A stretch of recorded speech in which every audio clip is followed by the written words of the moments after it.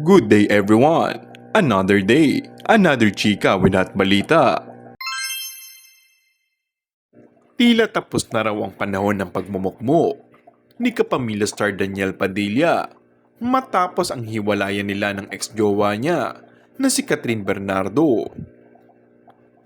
Sa latest episode kasi ng Christopher Minute nitong Miyerkules, Pebrero 7, sinabi ni showbiz columnist Christopher Min na masayang-masaya raw sila sa nalamang senaryo ni Daniel sa Siargao kasama ang kapatid na si Maggie Padilla.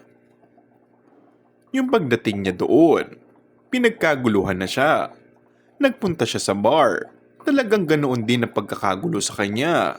Nag-swimming siya. Naku, talagang pinagkaguluhan pa rin siya.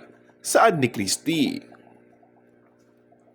Dagdag yun. Dagdag na moral support yun para sa nangihina niyang paniniwala sa kanyang sarili.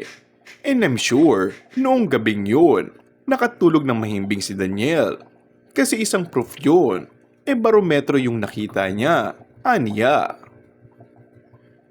Dugtong pa ng showbiz columnist. Ang akala niya kasi, puro kamping Katrina lang ang lahat. Yun pala, handa rin pala siyang tanggapin ng dalawang kamay ng ating mga kababayan.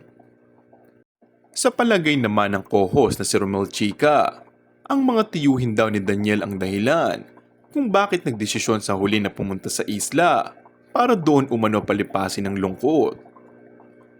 Hindi porket ngayon at nawala ang iyong pag-ibig, magmumukmok ka na lang sa isang sulok at maghihintay ka na lang kung ano ang darating sa buhay mo. Mali yun. May mga netizen ding nakapansin na tila hiyang daw kay Daniel ang breakup dahil lalo raw itong pumogi. Masaya ang mga fans ni Daniel na madalas na siyang makita at maraming ginagawa. Pagkabalik nga nito ng bansa, nagbasketball at ngayon nagbakasyon sa Siargao. This month din, nabalita ang mag-renew ng kontrata sa Star Magic si Daniel. Abangan din ang mga ilalatag na projects for him without Catherine. Kung bago ka lang sa akin channel ay mag-subscribe at pindutin na rin ang notification bell. Maraming salamat!